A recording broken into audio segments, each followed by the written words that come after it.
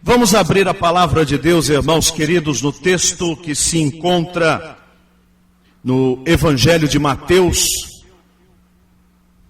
capítulo 24, a partir do versículo 29. Logo em seguida à tribulação daqueles dias, o sol escurecerá,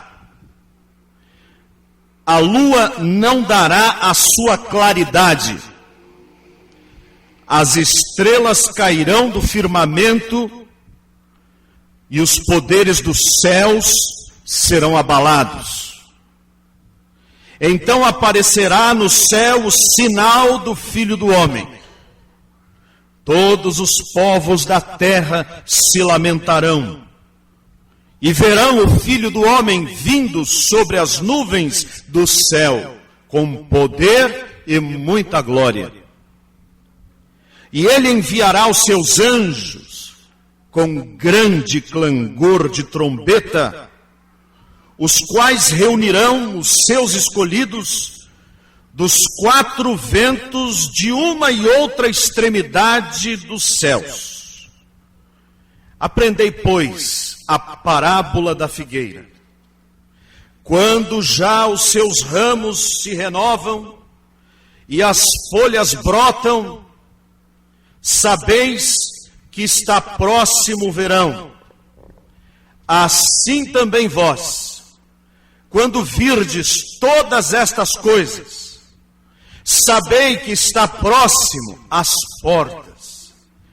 Em verdade vos digo que não passará esta geração sem que tudo isto aconteça. Passará o céu e a terra, porém as minhas palavras não passarão. Mas a respeito daquele dia e hora ninguém sabe, nem os anjos dos céus, nem o Filho, senão o Pai. Pois assim como foi nos dias de Noé, também será a vinda do Filho do Homem.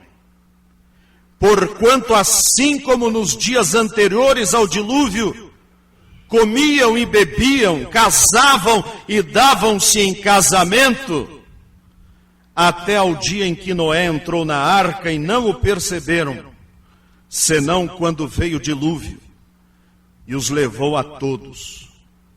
Assim será também a vinda do Filho do Homem. Então dois estarão no campo, um será tomado e o outro deixado. Duas estarão trabalhando no moinho, uma será tomada e deixada a outra. Portanto, vigiai, porque não sabeis em que dia vem o vosso Senhor. Mas considerai isto: se o pai de família soubesse a que hora viria o ladrão, vigiaria e não deixaria que fosse arrombada a sua casa. Por isso ficai também vós apercebidos, porque a hora em que não cuidais, o Filho do Homem virá. Nos dias de Noé, as coisas não eram tão diferentes quanto são nos dias de hoje. Ao ligar o telejornal, nós encontramos já com regularidade palavras como aquelas que vemos comumente a respeito da Palestina. Carro-bomba explode na faixa de Gaza.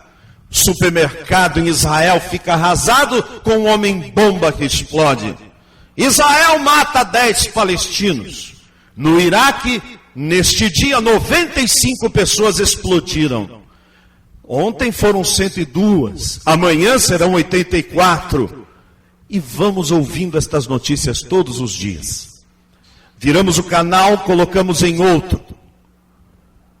Tempestade em Taiwan, varre o país. Ventos de 220 quilômetros por hora. Nos Estados Unidos, tempestade de neve leva 10 à morte por causa do inverno.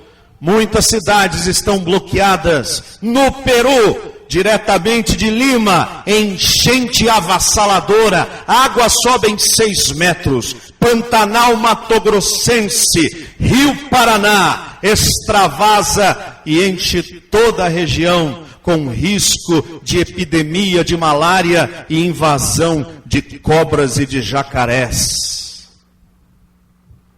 Não foi muito diferente nos dias de Noé, não tão nesse sentido. Mas é interessante, irmãos, que não é possível o mundo viver em paz. Não há uma semana que se passe onde o irmão não ouça que houve uma guerra e que há uma guerra. Os homens não são capazes de viver em paz. Os homens não são capazes de trabalhar, de semear, de colher, de amar, de procriar, de envelhecer e de morrer. Não, precisam guerrear, precisam matar, precisam ver sangue. Hoje, numa cidade do interior de São Paulo, até então considerada cidade tranquila, amanhece um cadáver com seus olhos arrancados. Aonde é que estamos? Diz a Bíblia que no tempo antediluviano, antes do grande dilúvio, que fez com que todo o planeta Terra fosse submerso nas águas, os homens, e quando digo homens, falo genericamente, porque as mulheres estão inclusas nisso, os homens viviam numa violência tal, que estavam a matar-se uns aos outros, sem dó, sem piedade, sem pensar em família de ninguém, e o mundo estava intragável, ao ponto de Deus olhar para a humanidade e ter nojo, e ter tristeza por ter criado um ser que se perverteu e se corrompeu desta maneira. Não adianta a educação, não adianta o ambiente. Coloque um homem no melhor ambiente que tiver, e ele, assim que tiver oportunidade, fará o que é errado. Porque o mal não está por lado de fora, o mal está do lado de dentro. A Bíblia diz que somos pecadores e não somos capazes de ceder lugar. O mundo daquele tempo era violento. Diz a Bíblia que era terra de gigantes. Diz a Bíblia que havia pessoas de grande estatura. Havia algo bastante desconhecido de nós quando se diz que os filhos de Deus possuíram as filhas dos homens, e ali nasceram os grandes valentes, os gigantes daquele tempo. Não nos deteremos sobre quem são estes filhos de Deus, ou quem são estas filhas dos homens, mas nos deteremos em saber que era uma humanidade terrível, que se destruía. E Deus disse: o meu coração pesa por esta humanidade que criei, e os seus dias serão 120 anos. E decretada a vontade de Deus, Deus preparava-se para destruir o planeta, até que ele, olhando por todo o planeta habitado, encontrou uma pessoa que ainda fazia valer a pena a sua criação, que foi um homem chamado Noé. Um homem que, conquanto fosse pai de família, conquanto fosse uma pessoa que vivia no meio daquela mesma sociedade, ele ousava ser diferente. Ele ousava não seguir o mesmo caminho da humanidade que junto com ele residia. Ele ousava adorar a Deus no meio de um povo que adorava ao diabo. Porque não há outro caminho, ou se adora a Deus ou se adora o diabo. Não existe a possibilidade, eu não adoro ninguém. Então teu Deus se chama ninguém, alguém você adora. A humanidade daquele tempo, trazendo tanta tristeza ao coração de Deus. Mas Noé achou graça no Senhor. E Deus fez a previsão do tempo para ele. Disse Noé: faça uma arca porque dentro de uma centena de anos, Deus não disse que era uma centena de anos, mas dentro de um tempo, farei chover sobre a terra e destruirei a humanidade. E Noé tomou a voz e começou, diz a Bíblia, ser pregoeiro da mensagem de Deus, dizendo para os seus contemporâneos: minha gente, vamos nos arrepender, vamos mudar, minha gente, vamos temer a Deus. Deus vai destruir este mundo, vai acontecer um negócio chamado chuva, porque não chovia até então. Diz a Bíblia que havia um vapor que subia, o planeta tinha uma outra realidade. E Noé disse: vai cair água, isso aqui vai encher tudo. E as pessoas olhavam para Noé, ridicularizavam Noé. E Noé começou a fazer um barco, e as pessoas rindo do barco que ele fazia. Oh Noé, que negócio é esse, Noé? Para com isso, Noé, você está pneu, Noé. Mas Noé não dava bola para o que as pessoas falavam. O que importava para ele é que ele tinha ouvido Deus falar. E entre escolher a voz do homem ou a voz de Deus, ele preferiu a voz de Deus. Fiel ao chamado, completou e fez o seu barco. E as pessoas que conviviam com ele nem repararam, porque já haviam ridicularizado o suficiente o Noé. 100 anos. Já pensou que é pregar 100 anos dizendo que o mundo vai acabar e as pessoas não dando bola? Pois chegou o dia. Chegou o dia e Deus disse: Noé, entra na arca, leva a tua família. E eu estou chamando um casal de cada animal limpo e mais casais, vários casais de animais limpos e um casal de animais imundos. Vão entrar na arca para que se preserve a descendência e a espécie. E os casais de animais iam entrando, e de repente Noé entrou e Deus trancou a porta por fora. O céu fechou, trovões começaram a ser escutados. Não sabemos se aquelas pessoas conheciam o som do trovão, mas se conheciam, agora estavam tendo uma grave realidade, porque a ameaçadora tempestade estava prestes a cair. Se foi provocada por um meteoro caído sobre o planeta ou não, pouco nos importa. Se foi provocada por uma erupção vulcânica gigantesca em todo o planeta, pouco nos importa. Se foi miraculosa, pouco nos importa. O que importa é uma arca fechada, uma família salva e um povo perdido. E aquele povo do lado de fora da arca começou a bater na arca. Eles estavam tão tranquilos, porque até ontem estavam celebrando festa de casamento. Até ontem estavam celebrando suas festividades, suas alegrias, comendo, bebendo, matando. Estavam ali vivendo pervertidos. E olharam para a arca trancada e o tempo fechado, ameaçador, e começaram a bater, dizendo: Noé, abre-nos a porta, Noé. E mesmo que Noé quisesse abrir a porta, e certamente se nós fôssemos Noé, quereríamos abrir a porta, mas Deus disse: agora basta. Durante 100 anos tiveram a chance e a oportunidade de entrarem pela arca. Não quiseram. Agora basta. Agora chega. Como disse o pastor França, Deus é amor, mas Deus não é bobo.